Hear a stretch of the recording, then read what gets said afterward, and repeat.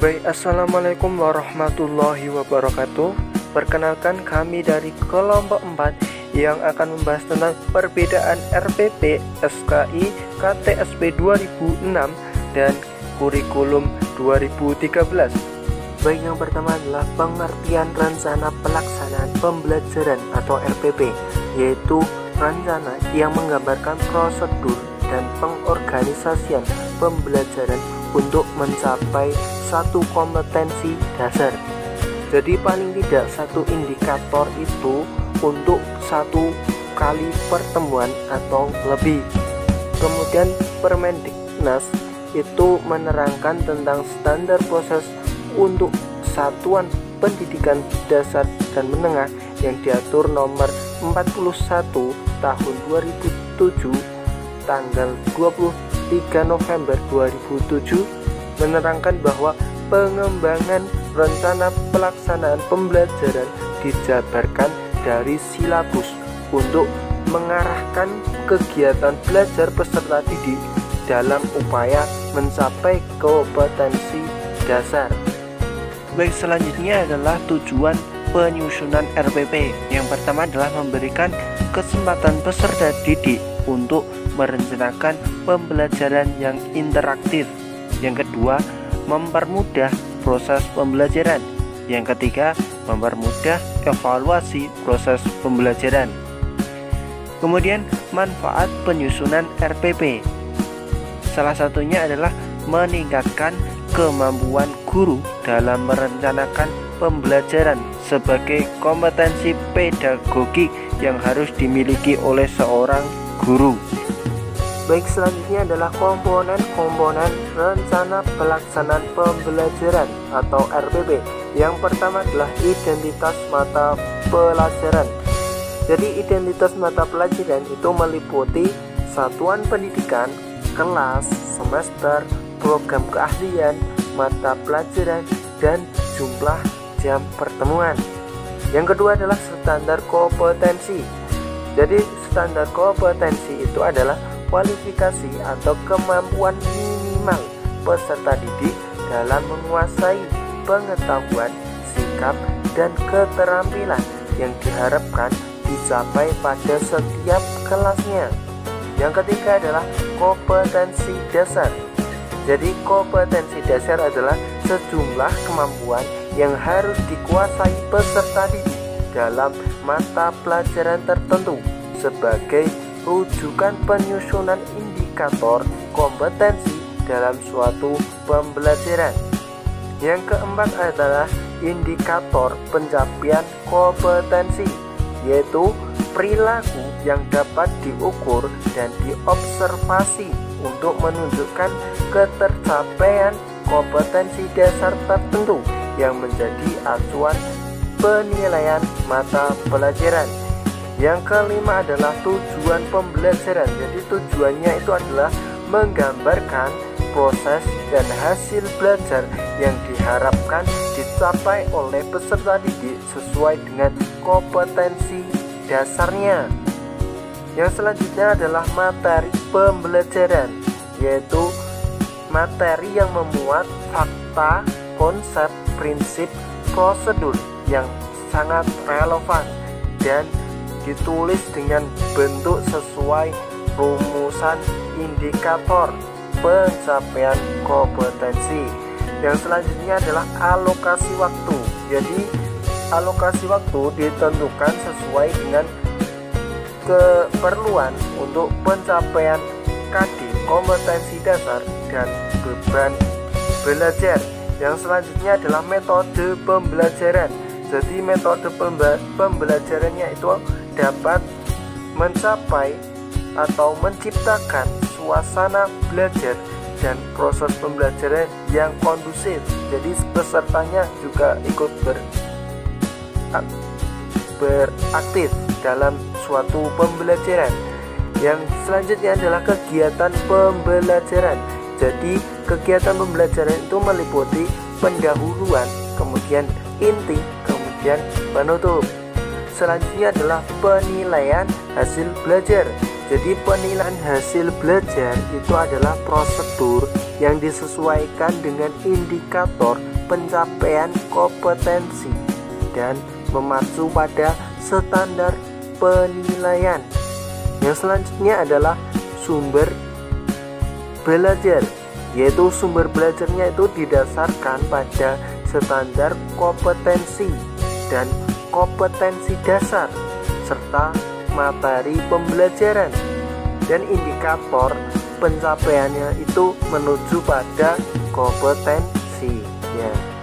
Baik, selanjutnya adalah kurikulum tingkat satuan pendidikan atau KTSP. KTSP adalah sebuah kurikulum operasional pendidikan yang disusun dan dilaksanakan satuan pendidikan di Indonesia.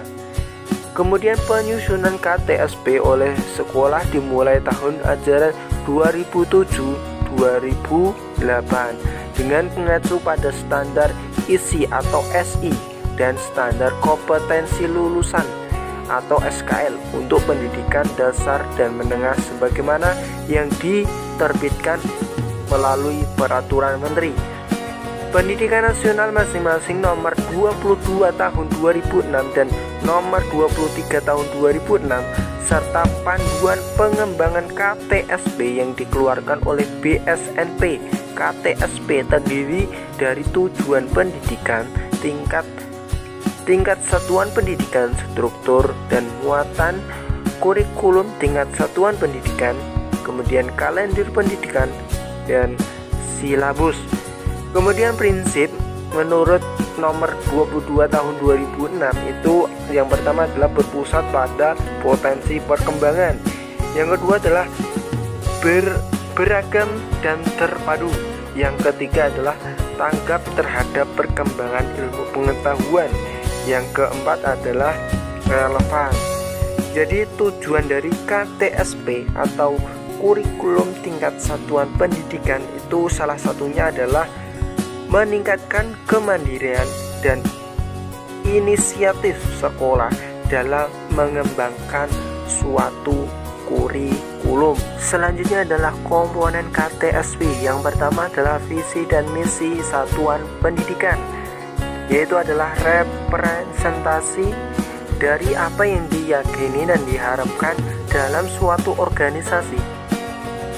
Yang kedua adalah tujuan pendidikan satuan pendidikan, yaitu meningkatkan kecerdasan pengetahuan, kepribadian, akhlak mulia, serta keterampilan untuk hidup mandiri dan mengikuti pendidikan lebih lanjut. Yang ketiga adalah kalender pendidikan, yaitu untuk pembentukan kompetensi peserta didik dan menyesuaikan dengan standar kompetensi dan kompetensi dasar yang harus dimiliki peserta didik. Yang selanjutnya adalah struktur muatan KTSP.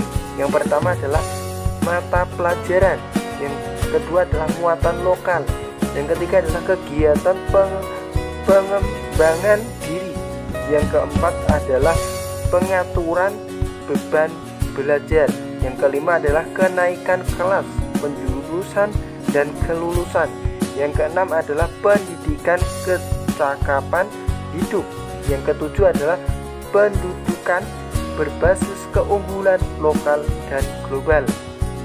Selanjutnya adalah silabus. Silabus itu adalah rencana pembelajaran pada suatu kelompok mata pelajaran dengan tema tertentu. Selanjutnya adalah pelaksanaan pembelajaran atau RPP. Materi selanjutnya adalah kurikulum 2013. Jadi kurikulum 2013 adalah kurikulum yang direncanakan baik dalam bentuk dokumen, proses maupun penilaian didasarkan pada pencapaian tujuan, konten dan bahan pelajaran serta penyelenggaraan pembelajaran yang didasarkan pada standar kompetensi lulusan. Tujuan kurikulum 2013 yang pertama adalah menciptakan manusia berkualitas yang mampu dan proaktif menjawab tantangan zaman yang selalu berubah. Kedua, menciptakan manusia terdidik yang beriman dan bertakwa kepada Tuhan Yang Maha Esa, berakhlak mulia, sehat, berilmu, cakap, kreatif, mandiri. Yang ketiga adalah menciptakan warga negara yang demokratis dan bertanggung jawab. Selanjutnya adalah karakteristik. Yang pertama adalah isi atau konten kurikulum adalah kompetensi yang dinyatakan dalam bentuk KI, mata pelajaran, dan dirinci lebih lanjut ke dalam KD. Yang kedua adalah kompetensi inti atau KI, merupakan gambaran secara kategorial mengenai kompetensi yang harus dipelajari peserta didik untuk suatu jenjang sekolah, kelas, dan mata pelajaran. Yang ketiga adalah kompetensi dasar, merupakan kompetensi yang dipelajari peserta didik untuk suatu mata pelajaran di kelas tertentu. Yang keempat adalah pelaksanaan kompetensi ranah sikap, keterampilan kognitif, keterampilan psikomotorik. Yang selanjutnya adalah kompetensi inti, menjadi unsur organisasi. Kompetensi bukan konsep generalisasi. Yang selanjutnya adalah kompetensi dasar yang dikembangkan didasarkan pada prinsip akumulatif, saling memperkuat dan memperkaya antara mata pelajaran. Yang selanjutnya adalah proses pembelajaran didasarkan pada upaya menguasai kompetensi pada tingkat yang memuaskan dengan memperhatikan karakteristik konten kompetensi, di mana pengetahuan adalah konten yang bersifat tuntas. Selanjutnya adalah perbedaan antara model KTSP dan kurikulum 2013. Silahkan disimak. Yang pertama adalah standar isi, ditentukan terlebih dahulu melalui Permendiknas nomor 22 tahun 2006. Setelah itu baru SKL melalui Permendiknas nomor 23 tahun 2006. Yang kedua adalah lebih menekankan aspek pendidikan. Yang ketiga adalah jumlah mata pelajarannya lebih sedikit. Yang keempat adalah TIK sebagai mata pelajaran. Sementara kurikulum 2013 yang pertama adalah SKL, itu ditentukan terlebih dahulu melalui Permendikbud nomor 54 tahun 2013. Setelah itu ditentukan standar isi yang dituangkan dalam Permendikbud nomor 67/70 tahun 2013. Yang kedua adalah aspek kompetensi lulusan. Yang ketiga adalah jumlah mata pelajaran per minggu lebih banyak dan jumlah mata pelajaran lebih sedikit. Yang keempat adalah TIK bukan sebagai mata pelajaran melainkan sebagai media pembelajarannya. Yang selanjutnya adalah susunan RPP KTSP, nama sekolah, mata pelajaran, kelas, semester, pertemuan keberapa, alokasi waktu, standar kompetensi dasar, indikator, kemudian tujuan pembelajaran, materi pembelajaran, metode pembelajaran, langkah-langkah kegiatan, alat dan sumber belajar, dan penilaian hasil belajar. Berikut contoh susunan RPP KTSP, silahkan disimak dan di-skip jika kurang jelas gitu ya. Nah, ini adalah contoh dari KTSP, silahkan dicermati dengan materi-materi yang sudah saya jelaskan di atas tadi ya. Silahkan diulang kembali. Selanjutnya susunan RPP kurikulum 2013, nama sekolah, mata pelajaran, kelas, semester, materi pokok, waktu pertemuan, kompetensi inti, kompetensi dasar, indikator pencapaian kompetensi, tujuan pembelajaran, materi pembelajaran, model atau metode, alat, media, sumber pembelajaran, langkah-langkah pembelajaran, penilaian hasil pelajaran, instrumen penilaian hasil belajar. Nah, ini adalah contoh dari kurikulum 2013. Silakan dipelajari dan di-skip ya. Terima kasih.